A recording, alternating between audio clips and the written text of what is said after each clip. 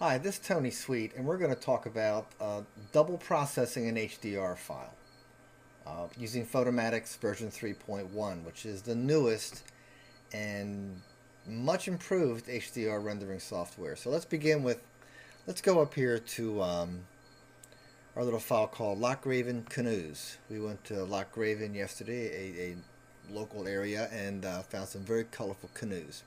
Now we've joined these together in HDR already. So we saved our HDR file, which I call a raw file, and we'll just drag that into Photomatix to get the ball rolling here. And here we go. Here's what I call an HDR raw file. It's basically high dynamic range. It cannot be viewed really on a monitor. It doesn't have the resolution to actually come up to show you true HDR. So they have a little window here. You see that where the mouse is going around, and over here is what it will look like when you do your tone mapping. Now, tone mapping is an approximation. It just enables you to see and to print an HDR type image, although it's not true HDR. It's true enough to show you what's happening. So as you can see, we're moving the mouse around here, and we're going to hit our tone mapping button right there. Now, this menu, for those of you who have Photomatix 3.0 or an earlier version, is different. It's more compressed, it's easier to get through, a little slightly different, but you can figure it out as we go along here. So I've already decided that I want a grunge look on this image. So the way to get that is turn the strength all the way up, saturation all the way up, luminosity all the way up, micro contrast all the way up. I'll leave the white and black point where it is. It's a little higher than the default, but it gives me a little more contrast. And I'll put the gamma back down just a little bit to darken that up just a shade. There we go. And now we're going to check color settings, and we'll leave these where they are. The temperature setting is your white balance. And we'll discuss saturation and highlights, saturation shadows a little bit later. And the smoothing settings, we want to turn micro smoothing all the way off, which it is already, for the maximum grunge or gritty type of look. So we're going to process this right now. And the good thing about version 3.1 is that it appears to be a little bit faster than the previous versions. Now, don't forget that all computers aren't created equal. And what I have here is a fairly fast Mac Pro computer, not a MacBook, a Mac Pro, a desktop computer. And it's got 8 gig of RAM and a fairly fast video card, so the amount of time that it takes to render will change from computer to computer, but just so you know what's happening here.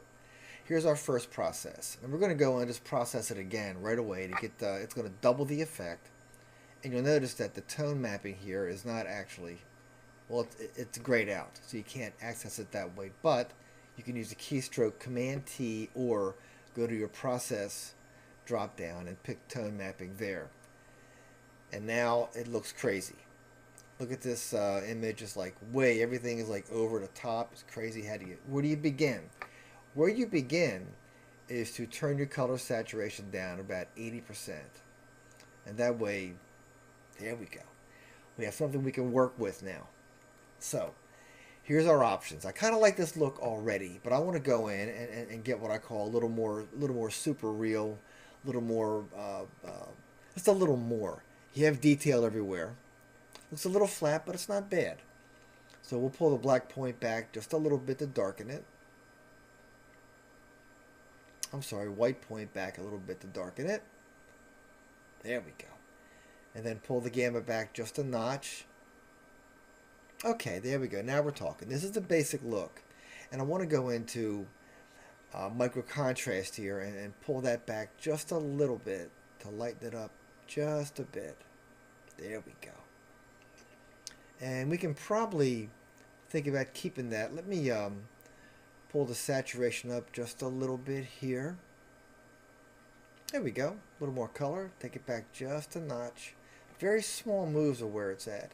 The strength controls are very interesting. This is maximum HDR. That's like photorealistic. Going the other direction. It's more like a photograph. I like it somewhere a little bit up toward the top end to get more of the HDR effect. That's kind of nice right there. And here's the original, and here's the double processed image. That's not bad. So we're going to go and we're going to just process this. And again, it goes by pretty quick. There we go. To make a liar out of me here. It's going by pretty fast. And then we'll get the file to come up. We're still in Photomatix, but we're going to need to save it as a TIFF. Once it's saved as a TIFF, you can bring it into Photoshop. And I've processed this with a Photoshop maneuver in mind. So here we go. And we're going to go into File. We're going to save it as, and we're going to call this CCC, because that's the name that I want to designate from the first two that are AAA and BBB. And that'll go in the YouTube folder, which I'm going to think of putting this in YouTube if it actually works out okay. So, and now we're saved there. We're going to go in here and pick out the CCC image, and we're going to pull that right into Photoshop. And there's one filter that I want to use, which I use quite a lot. It's in the Nik Color Effects 3 program, and it's called Glamour Glow. It's just a really neat thing. Softens it up, gives it a little visual density. It's a little thicker looking image. It's pretty far out. So we're going to get this up here in a second, and I'll just let's do it. Let's do it while we're young. There we go. And here's our shot. Now, all that I'm going to do, I like Glamour Glow. So I'm going to go into this Nik palette, and I'm going to go right directly to G, and I'm going to pick Glamour Glow, because I processed this, again, with Glamour Glow in mind.